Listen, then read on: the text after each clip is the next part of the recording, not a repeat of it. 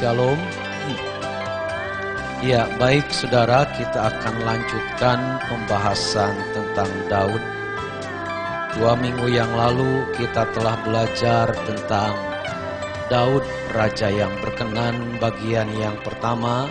Dan kita akan masuk dalam pembahasan Daud, Raja yang berkenan, bagian yang kedua. Mari kita buka kembali ayat ini, saudara. Kisah Para Rasul. Kisah Para Rasul pasal yang ke-13 ayat yang ke-22. Dan kita baca bersama-sama ayat ini. Dengan bersuara mari kita ucapkan. Lihat ke depan saja kalau saudara belum ketemu. Ya, kita baca 2, 3. Setelah Saul disingkirkan, Allah mengangkat Daud menjadi raja mereka. Tentang Daud Allah telah menyatakan, Aku telah mendapat Daud bin Isai, seorang yang berkenan di hatiku dan yang melakukan segala kehendakku. Ya, saudara yang kekasih dalam Tuhan, kalau kita membaca Alkitab, saudara, maka kita menemukan bahwa Alkitab kita itu penuh dengan tokoh-tokoh yang hebat. Dan semua tokoh itu kalau kita pelajari dengan seksama, saudara, selalu mengandung teladan dan pelajaran penting untuk kehidupan kita. Nah, Daud, saudara, adalah salah satu tokoh yang tidak boleh kita lewatkan. Kenapa, saudara? Sebab Alkitab itu dengan sangat jelas mengatakan bahwa Daud itu adalah seorang raja yang berkenan di hadapan Tuhan. Dan ini menjadi satu kegembiraan bagi kita, sebab kalau kita melihat Daud, saudara, Daud itu seorang yang penuh dengan kekurangan, penuh dengan kelemahan, tetapi ia bisa berkenan di hadapan Tuhan. Kalau Daud itu bisa berkenan di hadapan Tuhan walaupun dia banyak kekurangan, saudara, berarti kita juga bisa. Berarti, saudara, kita juga bisa berkenan di hadapan Tuhan. Dan ini sungguh merupakan satu kegembiraan tersendiri bagi kita, karena ada tokoh yang tidak jauh berbeda dengan kita yang bernama Daud. Nah, ada dua sisi yang penting, saudara, dalam hidup Daud. Kenapa ia itu berkenan di hadapan Tuhan?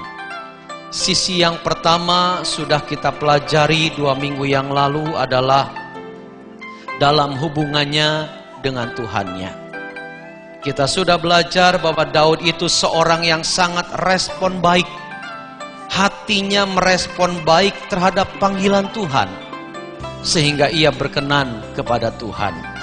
Lalu kemudian yang kedua, Daud adalah seorang yang sabar, seorang yang taat dan setia. Sekalipun dia sudah ditahbiskan, diresmikan, diurapi jadi seorang raja oleh Samuel, tetapi ia harus menunggu sampai bertahun-tahun baru dia menjadi seorang raja yang tetap, saudara. Namun ia tetap sabar, dia tidak berontak, dia tidak banyak bertanya kepada Tuhan, kenapa Tuhan saya sudah diresmikan tapi kok tidak jadi raja dengan cepat. Dan itu tidak ada pertanyaan seperti itu dari Daud. Sebab itu Daud berkenan di hadapan Tuhan. Lalu yang ketiga, saudara, Daud itu seorang yang membela nama Tuhan dengan gigih, saudara. Kalau nama orang tua kita saja dihina oleh orang lain, kita seringkali gregetan, saudara, kita ingin bela nama orang tua kita. Apalagi nama Tuhan kalau dihina. Tetapi cara membela kita bukan dengan perang, bukan dengan bertikai, bukan dengan anarkis, tetapi menunjukkan bahwa kita tetap beriman kepada Tuhan sekalipun Tuhan kita banyak dihina. Yang keempat, saudara, kenapa Daud berkenan dalam hubungan dengan Tuhannya? Daud itu adalah seorang yang sangat bertanggung jawab. dalam setiap tugas yang Tuhan percayakan kepadanya. Sekecil apapun tugas yang Tuhan berikan, dia lakukan dengan sangat setia. Dia lakukan dengan sangat sungguh-sungguh. Dia adalah seorang yang punya integritas yang sangat hebat. Sehingga itu sebabnya mata Tuhan itu sangat tertuju kepada orang yang bernama Daud. Dan yang kelima, kenapa Daud berkenan? Itu karena hidupnya penuh dengan puji-pujian. Jadi kalau kita bisa memuji dengan sangat baik, saudara, itu sangat menyenangkan Tuhan. Oleh karena itu kalau kita puji-pujian, berikanlah yang terbaik, sebab itu nyentuh hati Tuhan. Jadi saudaraku yang kekasih, inilah sisi yang pertama kenapa Daud berkenan di hadapan Tuhan. Kita bisa menyoroti dalam hubungannya dengan Tuhannya. Lalu yang kedua, saudara, kita bisa melihat Daud, kenapa Daud berkenan. Kita soroti dari sisi dalam hubungan dengan sesama. Nah, sore ini kita akan belajar bagian yang kedua ini, saudara. Sebab kalau kita mempelajari Daud bagaimana dia berinteraksi dengan sesamanya, saudara, maka kita akan kagum sehingga kita bisa berkesimpulan kenapa Daud itu berkenan di hadapan Tuhan. Nah, ada 5 sisi, atau bukan 5 sisi, ada 5 karakter indah atau sikap yang indah dari orang yang bernama Daud terhadap sesamanya, saudara. Apa 5 sikap ini? Mari kita lihat.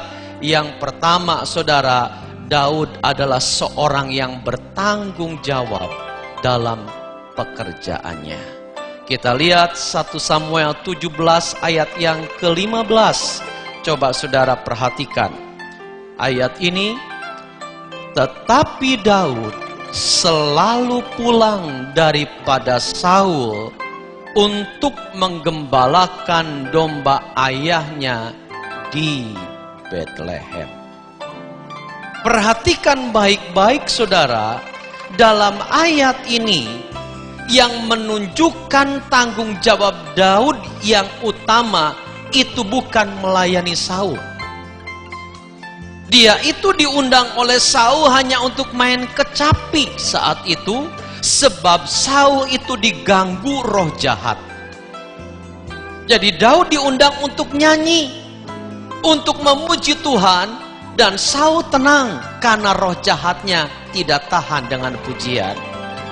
Tetapi tugas utama yang diberikan kepada Daud sebetulnya bukan nyanyi di depan Saul, tetapi ini saudara, tugas utamanya adalah menggembalakan domba ayahnya di Bethlehem. Inilah tugas utama Daud ketika dia belum menjadi raja seluruh Israel. Dia diberi tugas oleh papahnya yang bernama Isai. Kamu tugasnya menggembalakan kambing domba. Saudara harus tahu ini tugas yang kecil. Ini tugas yang sangat sederhana. Bahkan bisa dikatakan ini tugas yang paling rendah. Yaitu menjadi seorang penggembala kambing domba. Tetapi ajaibnya tidak ada kata-kata yang kita temukan di dalam Alkitab, saudara, bahwa Daud itu protes kepada papahnya kenapa dia diberi tugas menggembalakan kambing domba. Tidak ada protes itu dari orang yang bernama Daud, saudara.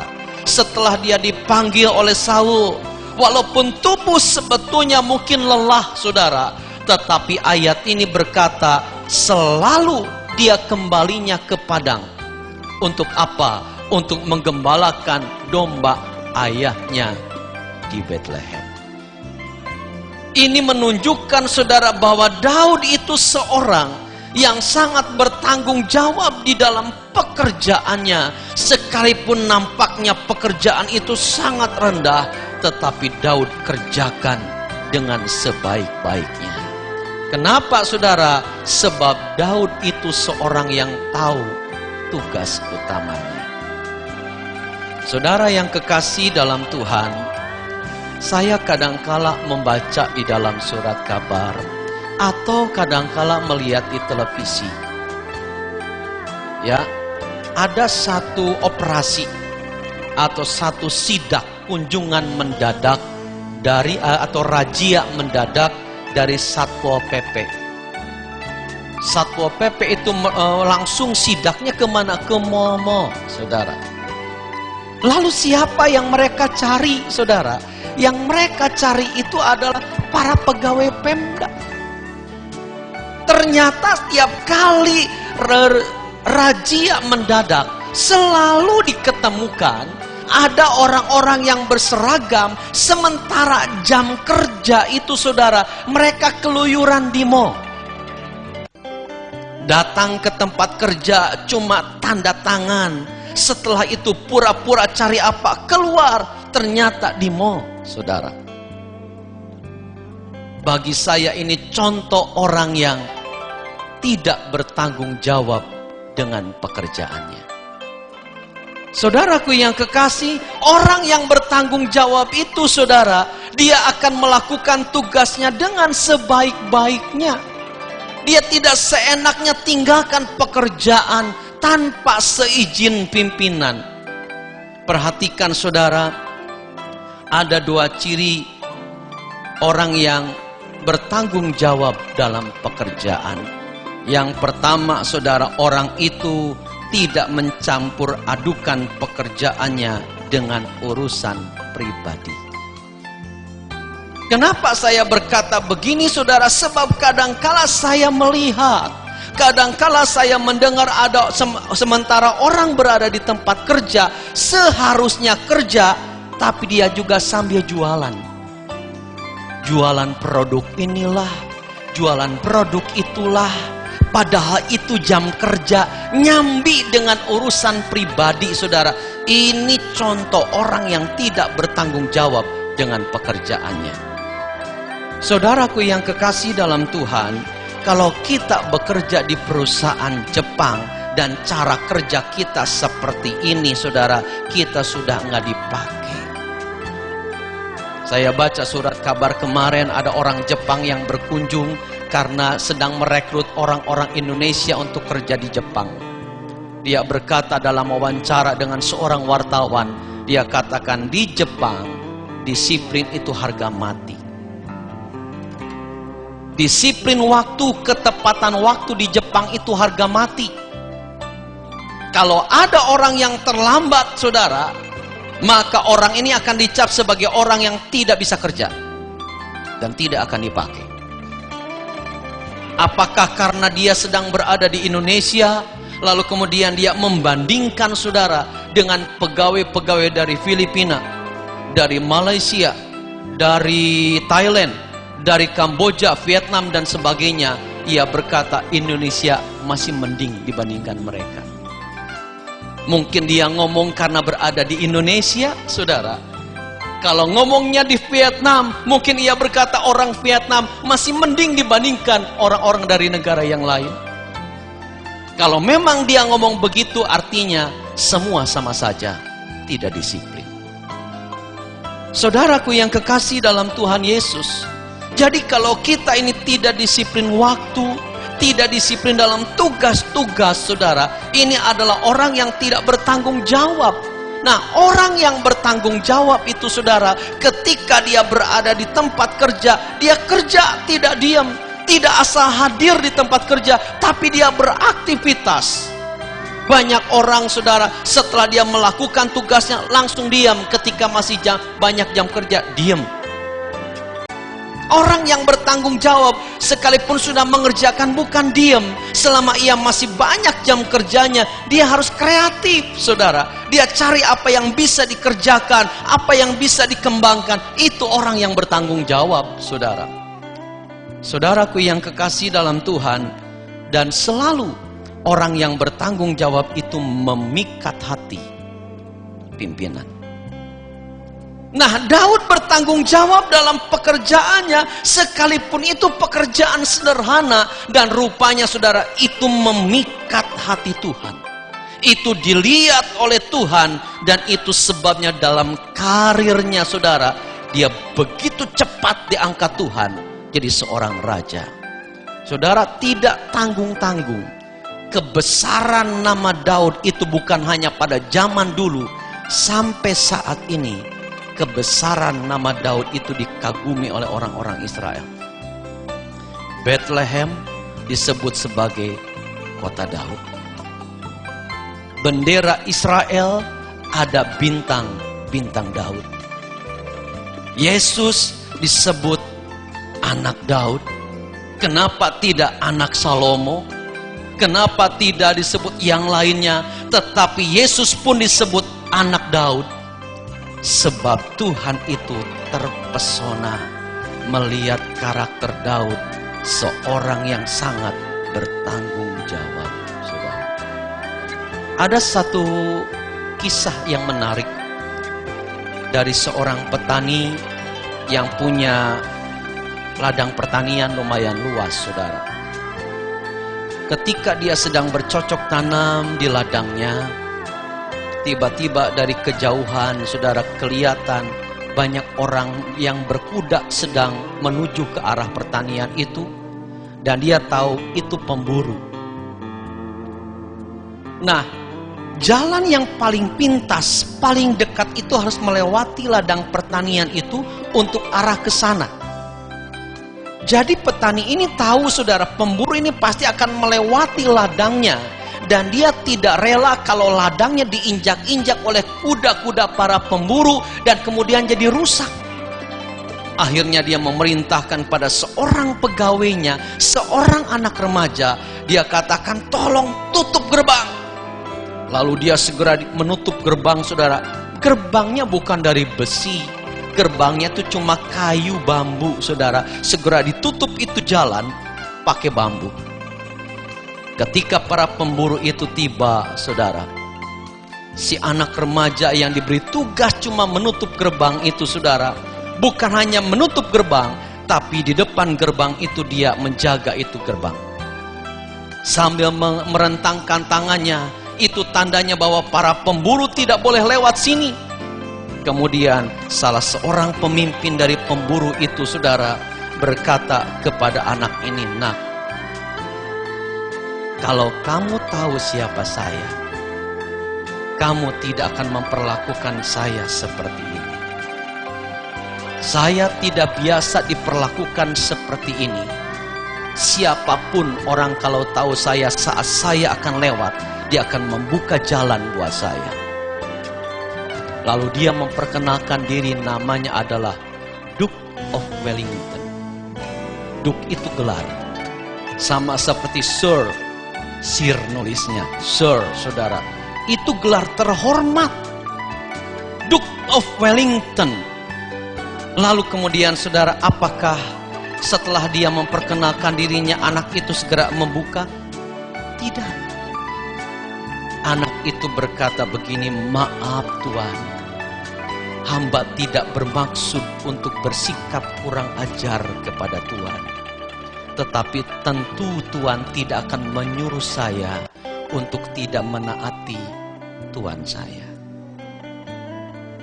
Tuan anak ini bukan Duke of Wellington.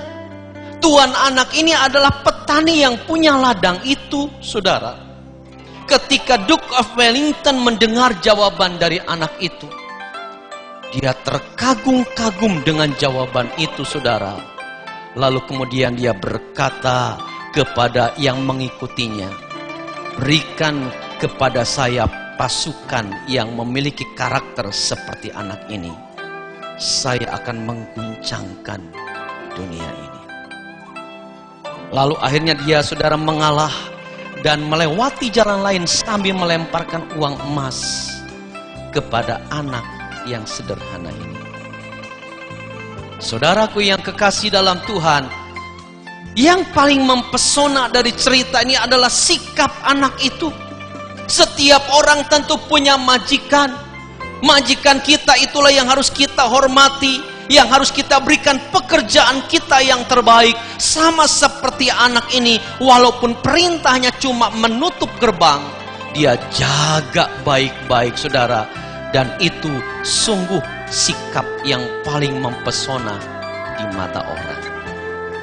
Jadi saudara, inilah sikap Daud yang pertama berkaitan dengan sesamanya. Kenapa dia berkenan di hadapan Tuhan? Sebab Daud itu adalah seorang yang bertanggung jawab dalam pekerjaannya.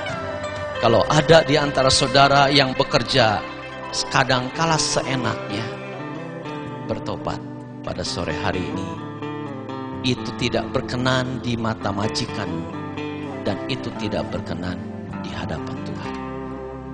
Yang kedua, saudara, apa sikap Daud yang membuat dia berkenan di hadapan Tuhan dalam kaitan dengan sesama? Yang kedua, saudara, Daud adalah seorang yang menghormati orang tuanya. 1 Samuel 17 ayat 20, saudara perhatikan ayat ini.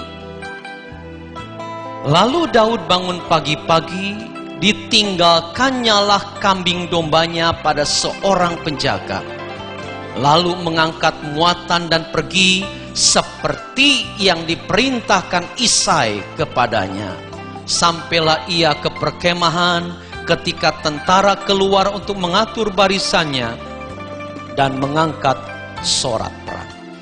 Perhatikan di dalam ayat ini ada kalimat yang indah, yaitu kata-kata dan pergi seperti yang diperintahkan Isai kepadanya.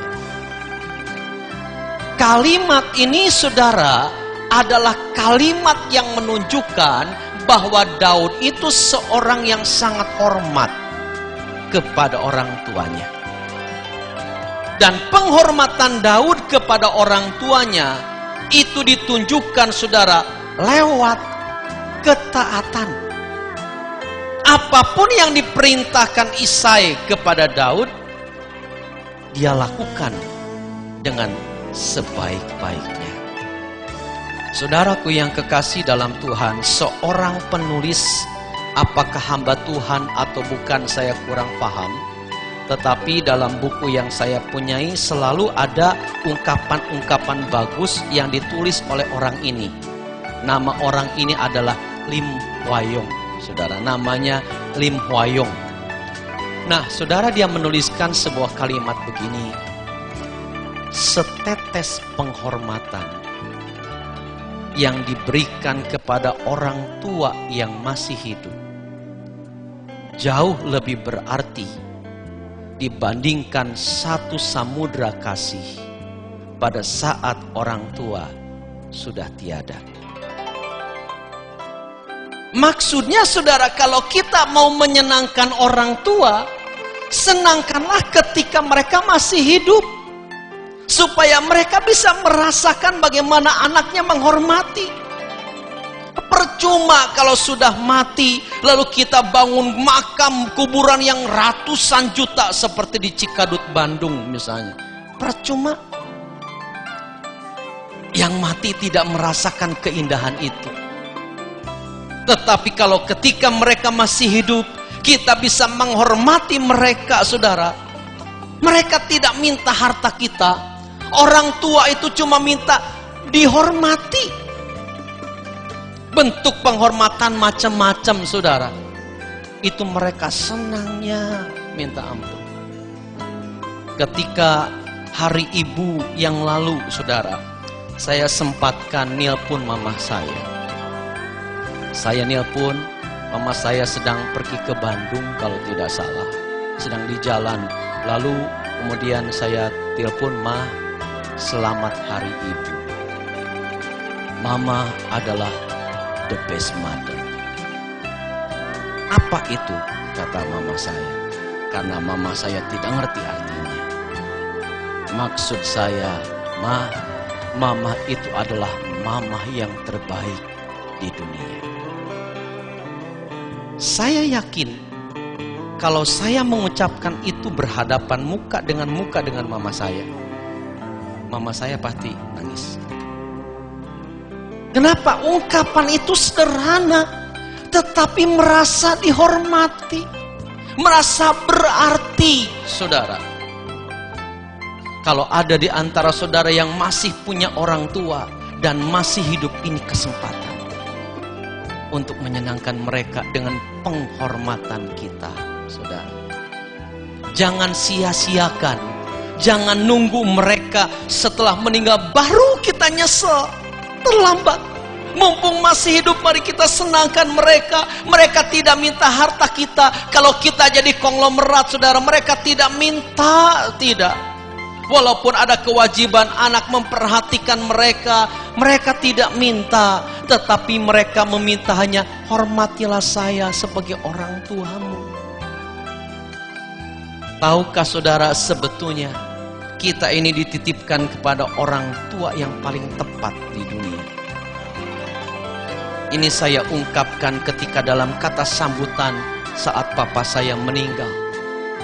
Saya katakan dalam kata sambutan saya, terlepas dari segala kekurangan yang dipunyai oleh papa saya berkata bahwa saya dititipkan kepada papa yang tepat.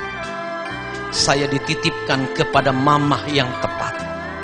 Setiap orang dititipkan kepada orang tua yang tepat. Terlepas apakah orang tua kita bodoh, miskin atau tidak. Yang jelas kita dititipkan oleh Tuhan kepada orang tua yang tepat. Dengarkan baik-baik. Karena kita dititipkan oleh Tuhan kepada orang tua yang tepat. Itu sebabnya orang tua sebodoh bagaimanapun juga jangan suka dibentak. Jangan suka dicaci. Jangan suka di kata-kata yang kasar. Itu sangat menyakitkan. Jangankan saudara orang tua, anak kalau dibentak sama orang tua saja merasa sakit, apalagi anak membentak kepada orang tua. Itu sebabnya kenapa ada orang tua yang sampai saudara tega mengutuk anaknya. Karena mungkin anaknya terlampau kurang ajar kepada orang mamah papahnya. Saudara ingat, kutukan orang tua kepada anak itu jauh lebih cespleng, lebih manjur daripada kutukan anak kepada orang tua. Kalau kita terbiasa melawan orang tua, suatu saat kita punya anak pun anak akan melawan kita. Satu-satunya perlawanan saya kepada mama saya, kesannya itu sangat kurang ajar. Itu saya masih ingat ketika saya masih SD. Ketika saya minta apa, mama saya tetap tidak ngasih saya ambil sapu. Saya gini-ginikan sapu, saudara. Tapi itu menimbulkan penyesalan tiada tara sampai saat ini. Sehingga saat ini saya merasa lebih sayang kepada mama saya. Ketika papa saya itu, saudara, sudah tak berdaya, saya lebih sayang kepada papa. Biar ia merasakan anak-anaknya memperhatikan dan mengasihinya mumpung masih hidup, saudara. Jangan nunggu mereka mati, mereka nggak merasakan. Nah, saudaraku yang kekasih, perhatikan. Hormat kita kepada orang tua itu menentukan perkenanan Tuhan kepada kita. Camkan baik-baik, saudara. Hormat kita kepada orang tua menentukan perkenanan Tuhan kepada kita. Karena apa? Satu, ada dua alasan. Karena ini perintah Tuhan. Coba kita baca Efesus 6 ayat 1-3. Kita baca semuanya dah. Baik saudara yang sudah tidak punya orang tua atau masih punya orang tua, mari kita baca ayat ini bersama-sama. 2, 3. Hei anak-anak, taatilah orang tuamu di dalam Tuhan, karena haruslah demikian. Hormatilah ayahmu dan ibumu.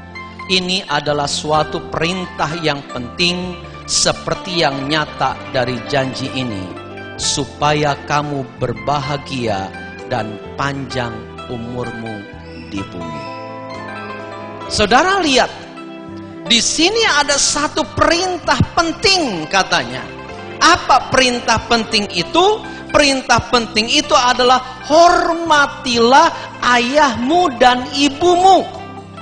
Ini perintah penting. Jadi kalau sampai kita ini mengabaikan perintah ini, saudara, ini pelanggaran. Pelanggaran terhadap hukum Tuhan yang penting. Nah, perhatikan baik-baik, saudara.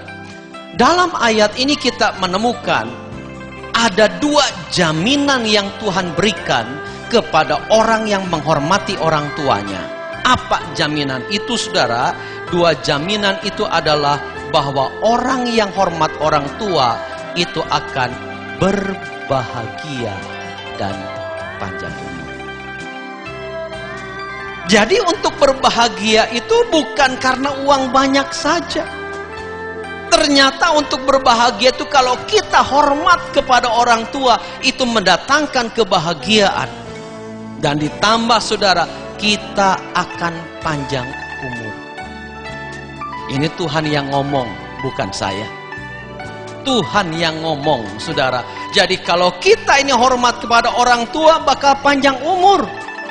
Jangan pernah percaya ungkapan bambu yang lempeng itu yang akan ditebang duluan. Betul kalau bambu, tapi saudara dan saya bukan bambu.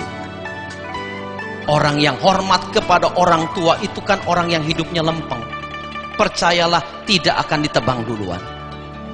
Karena apa saudara? Sebab janji firman Tuhan, orang yang menghormati orang tuanya itu akan panjang umur. Penjelasannya bagaimana? Nggak ngerti saya. Pokoknya hormat orang tua, janji Tuhan panjang umur aja. Korelasinya bagaimana? Nggak tahu saya. Pokoknya saya percaya saja kalau menghormati orang tua panjang umur. Nah saudara, ini firman. Jadi kenapa saudara hormat kepada orang tua menentukan perkenanan Tuhan? Sebab yang pertama ini perintah Tuhan. Yang kedua, saudara perhatikan. Kenapa menentukan perkenanan Tuhan? Sebab orang tua itu wakil Tuhan di bumi. Orang tua itu wakil Tuhan di bumi. Wakil Tuhan itu artinya adalah yang diperintahkan Tuhan untuk mengurus titipannya. Apa titipan Tuhan kepada orang tua? Anak. Anak, saudara. Nah, jadi karena orang tua itu wakil Tuhan di bumi, apabila orang tua itu dilawan, itu artinya kita sedang melawan Tuhan yang memberikan mandat. Ya, saudara perhatikan, melawan wakil Tuhan sama dengan melawan Tuhan. Ada satu contoh di dalam Alkitab, walaupun ini mungkin kaitannya lebih tepat kepada poin keempat nanti. Ya, tetapi nggak apa-apa, saya jelaskan saudara. Suatu hari kakak Musa yang bernama Harun dan Miriam itu ngomel. Ngomel tentang apa saudara? Tentang Musa yang mengambil seorang wanita Kus. Kus itu suku, bukan nama. Ya, suku, bukan. Kalau nama Kus Hartati barangkali namanya. Tapi ini suku dari bukan Israel atau kafir. Diambil oleh Musa jadi istrinya. Lalu kemudian kakaknya itu saudara tidak terima. Kenapa Musa itu kok ngambil Kus, orang Kus jadi istrinya? Nah, ngomongnya di belakang. Ngomongnya itu tidak langsung kepada Musa. Ketika ngomong di belakang saudara, ayatnya berkata, Tuhan mendengar omongan mereka.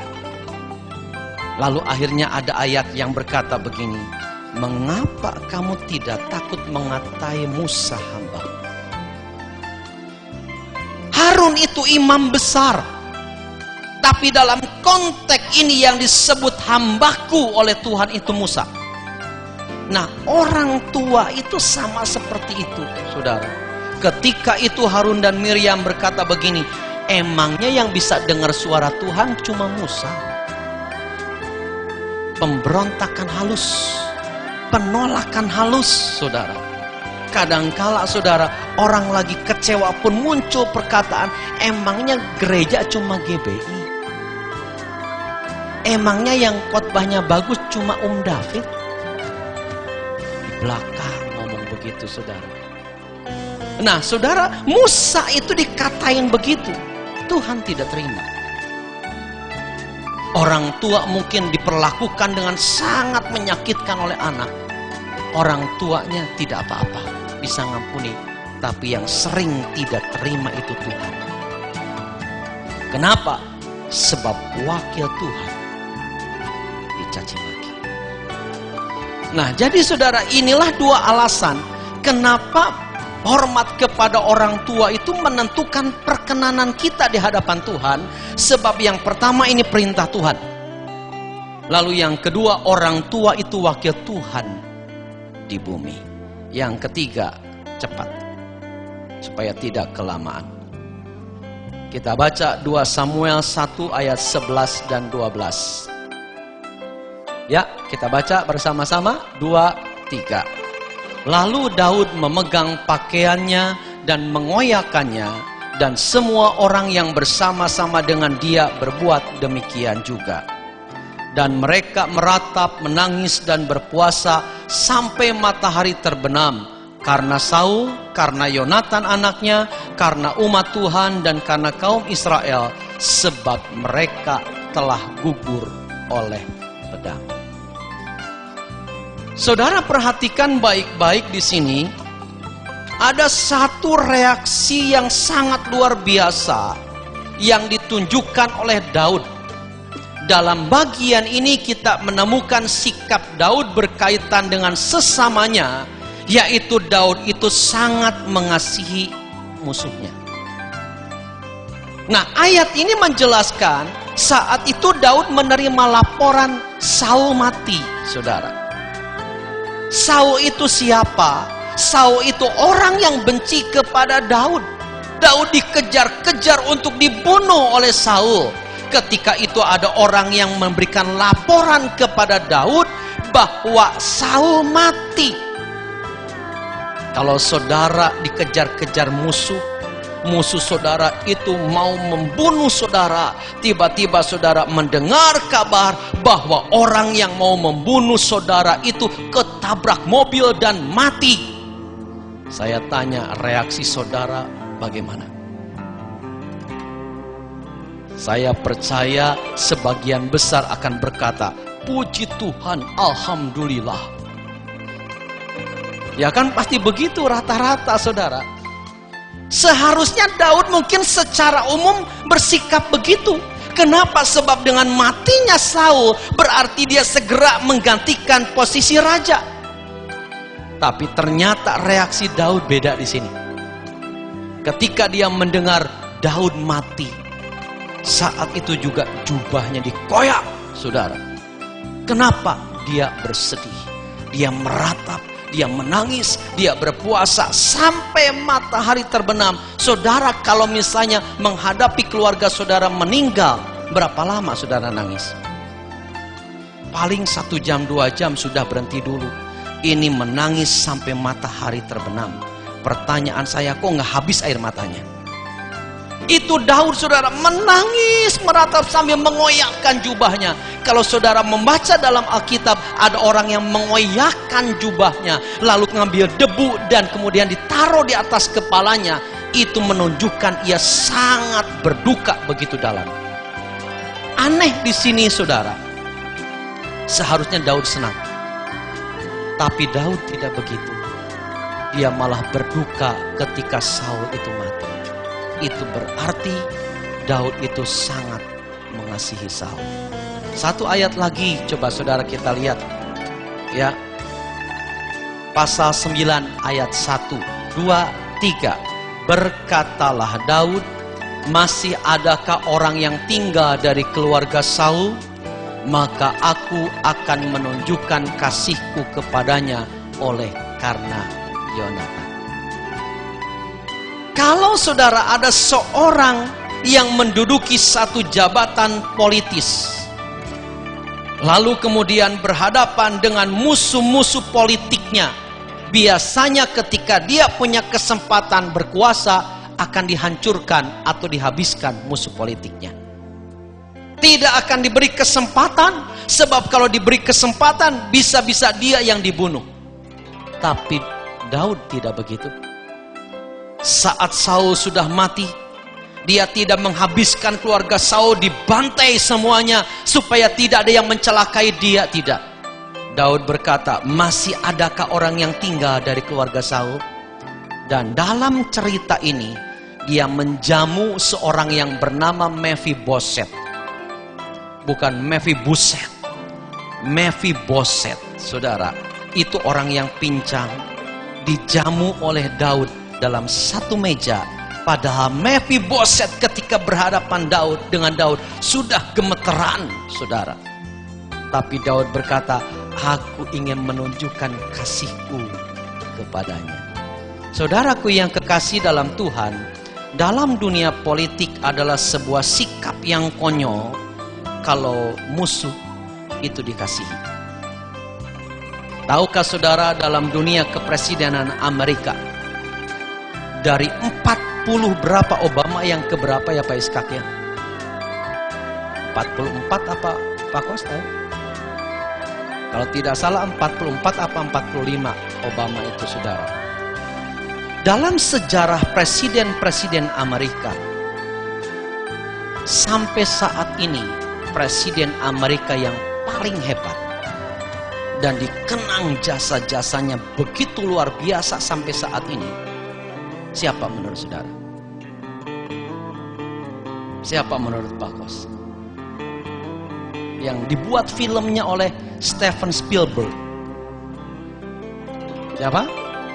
Abraham Lincoln. Itu presiden Amerika yang paling hebat. Dalam sejarah pemerintah hanya pada cuma satu periode dia memerintah. Tidak 2 periode. Dan dia tidak turun-turun jadi presiden. Kenapa? Keburu mati, dibunuh. Saat dia menjabat presiden dibunuh, saudara. Tahukah saudara, ketika dia menjadi presiden, ada beberapa menterinya yang sebetulnya itu lawan politiknya, tapi dipakai oleh Abraham Lincoln jadi menteri, saudara. Dan saudara tahu fakta ini apa yang terjadi? Ternyata karena Abraham Lincoln itu mengasihi musuhnya, lalu dipakai jadi seorang menteri. Ini menteri menjadi orang yang paling membela Abraham Lincoln. Aneh. Ternyata saudara, kasihlah yang bisa mengubah hati musuh. Hanya kasih yang bisa mengubah, bukan kebencian. Nah, Daud punya sifat ini, punya karakter ini. Sebab itu ini cocok dengan perintah Tuhan, dengan isi hati Tuhan yang berkata kasihilah musuhmu. Dan itu sebabnya ketika Daud mempraktekkan ini, Tuhan matanya tertarik kepada orang yang bernama Daud. Karena itu dikatakan, aku sudah menemukan orang yang berkenan di hatiku, yaitu Daud. Yang keempat, cepat.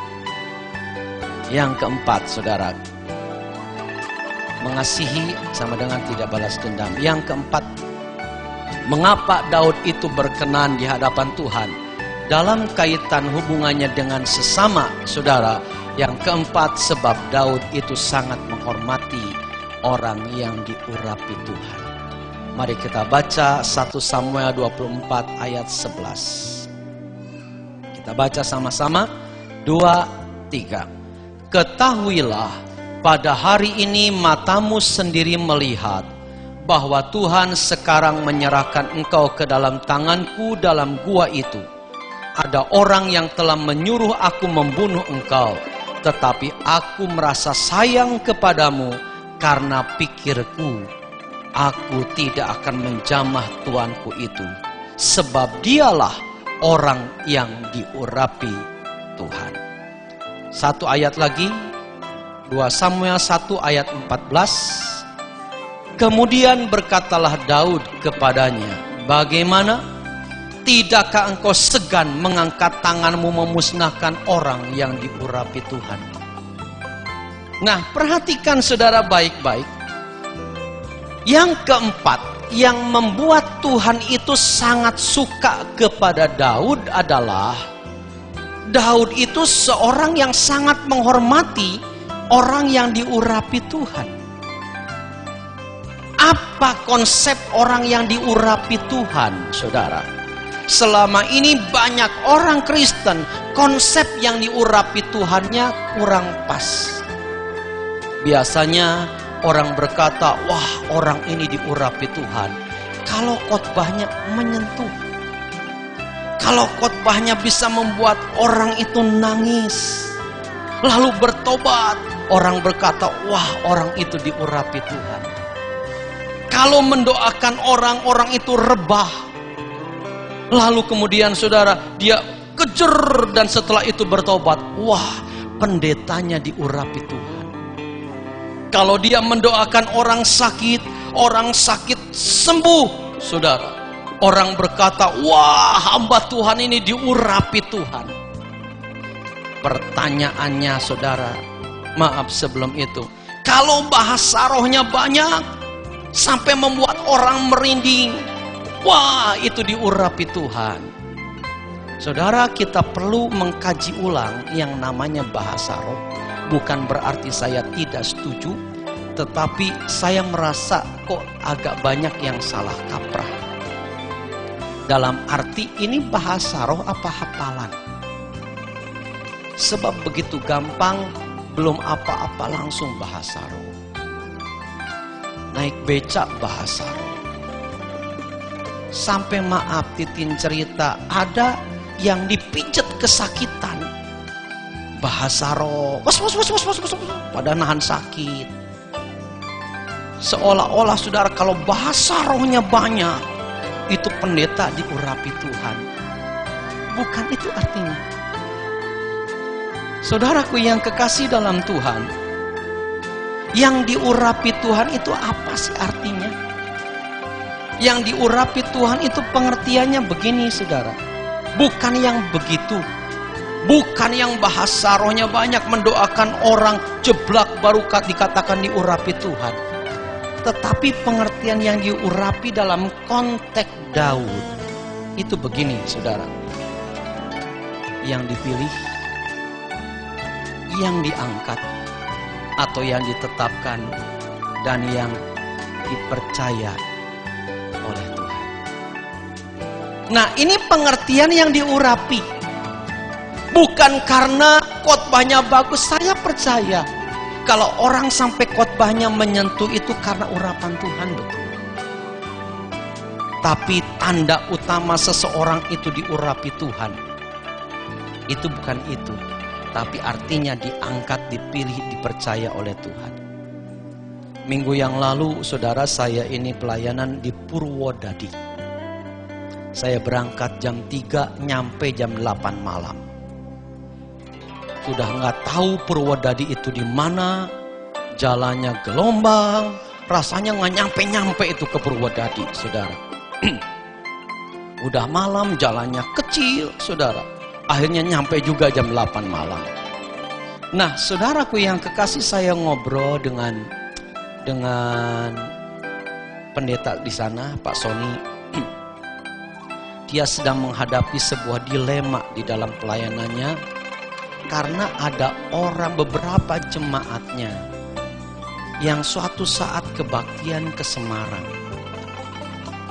ke gereja besar. Lalu saat di gereja besar itu, saudara, pendetanya datang ngasih jas kepada jemaat Pak Sony. Lalu sambil berkata begini, Tuhan berbicara kepada saya, Anda harus melayani di gereja tempat saya. Jasnya diberikan. Dan ia nurut. Dan kalau sudah nurut begitu saudara, untuk dibelokkan lagi susah.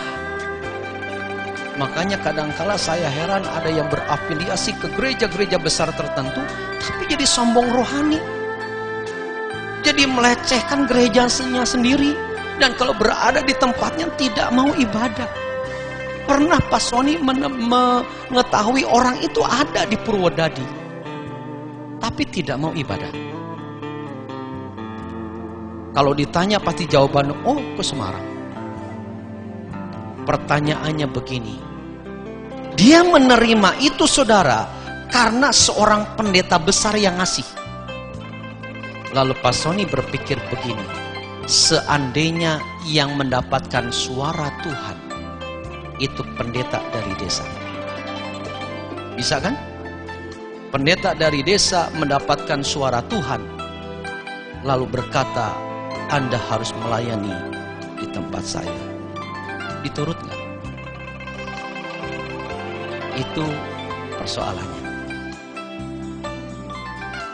Sampai Pak Sony itu tidak bisa berbuat apa-apa kalau orang itu ngomong, oh di gereja ini gini. Dia nggak bisa jawab. Kenapa? Percuma saya ngomong. Sebab yang dibicarakan itu pendeta besar. Saya kalah pengaruh. Percuma diomongkan juga. Tapi pertanyaannya, kalau yang mendapat suara Tuhan itu pendeta dari desa, kira-kira kita percaya nggak? Kita nurut nggak? Mentang-mentang ini pendeta besar, ketika bicara dan ngasih jas langsung dia nurut. Ini menjadi sebuah problem tersendiri. Kenapa ada orang yang katanya bertumbuh imannya, tetapi bukan tambah rendah hati, tetapi tambah sombong rohani? Ini aneh. Ini sungguh sangat aneh. Kalau ada yang berkata di kota anu saya bertumbuh imannya, tapi tambah sombong. Roh apa yang bekerja, saudara? Ini aneh. Nah, saudaraku yang kekasih dalam Tuhan, yang diurapi itu bisa saja orang sederhana. Mungkin bukan pendeta besar, tapi itu yang dipilih Tuhan. Sebetulnya maaf, saya tuh membahas ini agak sedikit riku. Kenapa? Ini juga menyangkut diri saya. Kalau bicara soal yang diurapi, memang saya bukan yang mendoakan jeblak sampai benjo, enggak. Bahkan seringkali saya mendoakan enggak ngejeblak kok. Saya bukan orang yang selalu mendoakan orang sakit sembuh. Tidak selalu begitu. Bahkan kadangkala mati. Betul, saudara, kadangkala mati didoakan. Tapi saya yakin saya yang diurapi. Kenapa? Karena dipilih. Karena diangkat, dipercaya oleh Tuhan. Itu saja dasarnya, saudara. Nah, Daud berkata, jangan mengusik orang yang diurapi. Jadi kalau sampai kita ini, saudara, tidak menghormati orang yang diurapi, itu sama dengan menganggap Tuhan itu salah. Salah pilih. Lalu kita usik, saudara. Nah, Daud tidak berani menjamah Saul. Padahal Saul itu, saudara, itu orang yang jahat. Mau membunuh Daud. Saul memang orang yang diurapi, Daud pun orang yang diurapi. Tetapi Daud tetap tidak mentang-mentang sekarang saya yang diurapi, dia tidak. Tidak, memang roh Tuhan sudah undur dari Saul. Tetapi Daud tetap hormat kepada Saul. Saul itu lebih senior dari dia. Saudaraku yang kekasih dalam Tuhan, saya tidak bisa menilai menurut saudara khotbah saya dengan John bagus mana. Tetapi yang jelas saya menaruh hormat kepada John. Kenapa? Dia orang yang diurapi Tuhan dan senior saya. Dan saya tidak bisa melupakan bahwa beliau sebagai bapak saya. Saya menghormatinya, saudaraku yang kekasih. Sama seperti Daud menghormati Saul, saudara. Bukan karena Saul itu, saudara, punya karunia-karunia hebat, tetapi sempat diurapi oleh Samuel jadi raja. Itu saja yang membuat Daud berkata, aku tidak berani menjamahnya. Jadi pengertian jangan menjamah itu, saudara, sama dengan pengertiannya begini. Jangan dicelakai, jangan disakiti, jangan dijelek-jelekan di belakang. Nah, ini artinya apa, saudara? Seorang yang diurapi itu memang masih penuh kekurangan. Kalau ada kekurangan, beritahu. Koreksi boleh. Boleh dikoreksi. Jangan dijelek-jelekan di belakang. Ketika Musa dijelek-jelekan oleh Harun dan Miriam, Tuhan mendengar, saudara. Musa diberontaki lagi oleh Korah, Datan dan Abiram. Dan 250 orang yang mengikuti dia. Pemberontakannya berkata begini, emangnya cuma Musa yang bisa mimpin? Itu pemberontakan Korah, Datan dan Abiram. Siapa Korah, Datan dan Abiram itu, saudara? Korah, Datan dan Abiram itu adalah orang-orang Lewi, para pelayan Tuhan, yang kadangkala berontak kepada yang diurapi itu, kadangkala pelayan-pelayan Tuhan yang merasa tidak puas dan merasa bisa melakukan apa yang ditugaskan oleh hamba Tuhan itu. Ya, berontak. Saudaraku yang kekasih dalam Tuhan, dan aneh, maaf, mungkin hamba Tuhannya sudah tidak apa-apa, tapi Tuhannya yang kadangkala tidak terima kalau orang yang dipilihnya diusik, saudara. Sehingga kerap kali terjadi orang-orang yang diurapi, diusik, selalu ada kejadian-kejadian yang sangat tidak kita harapkan. Contoh, di sebuah kota, saudara, saya belum lama mendengar ini. Ketika saya berjumpa dengan orang ini dalam keadaan stroke, jalan aja susah. Lalu saya berkata kepada orang yang ngantar saya makan, kasihan ya ibu ini ya. Dia baik, menurut saya dia baik, dia suka ngajak saya makan. Ya, ukuran baik bagi saya, suka ngajak makan. Karena saya tidak kenal pribadinya, pokoknya kalau saya pelayanan ke situ diajak makan, saudara. Nah, tetapi hamba Tuhan yang ngantar saya makan itu berkata begini, ya itu mungkin upah yang dia terima. Loh, kenapa? Sebab dia terlalu berani maki-maki hamba Tuhan di depan umum. Dan berkali-kali itu sudah terjadi, hamba-hamba Tuhan dimaki oleh ibu ini di depan umum. Akibatnya apa? Hamba Tuhannya diam, tidak melawan. Yang tidak terima itu Tuhan. Ketika Musa diberontaki, yang tidak terima itu Tuhan. Tuhan berkata, Musa, bukan engkau yang sedang mereka lawan, tapi aku, kata Tuhan. Jangan takut, aku akan menghukum mereka. Tuhan ngomong begitu, saudara. Untung Tuhan dilunakkan hatinya oleh Musa. Kan kebalik. Biasanya kan manusia dilunakkan hatinya oleh Tuhan. Tapi hebatnya Musa itu melunakkan hati Tuhan. Saudara, jadi berkaitan dengan orang yang diurapi itu, saudara. Manusianya tidak apa-apa. Saya disakiti oleh saudara, sayanya tidak apa-apa. Masa saya ngajak gelut? Kan gak macem kalau saya gelut. Saya gelut dengan Pak Gideon, saya kalah. Saya lebih kecil. Tapi persoalannya bukan di situ, saudara. Saya ini yang diurapi. Nah, mari kita lihat. Tolong contoh ini jangan saudara ketawa. Ya. Contoh ini jangan saudara ketawa, tapi perhatikan ayat ini. Ya, kita baca 2 Raja-Raja 2 ayat 23 dan 24. Semua jangan ketawa. Ya, kita baca. Elisa pergi dari sana ke Betel. Dan sedang ia mendaki, maka keluarlah anak-anak dari kota itu, lalu mencemoohkan dia serta berseru kepadanya, naiklah botak, naiklah botak. Lalu lihat ayat yang ke-24. Lalu berpalinglah ia. Siapa yang berpaling? Elisa. Ke belakang, dan ketika ia melihat mereka, dikutuknyalah mereka demi nama Tuhan. Maka keluarlah 2 ekor beruang dari hutan, lalu mencabik-cabik dari mereka 42 orang anak. Hati-hati, pendeta saudara juga agak sedikit tipis nih rambutnya. Jangan dicaci maki seperti ini. Naiklah botak, naiklah botak. Dari ayat ini, saudara, saya tahu Elisa itu botak.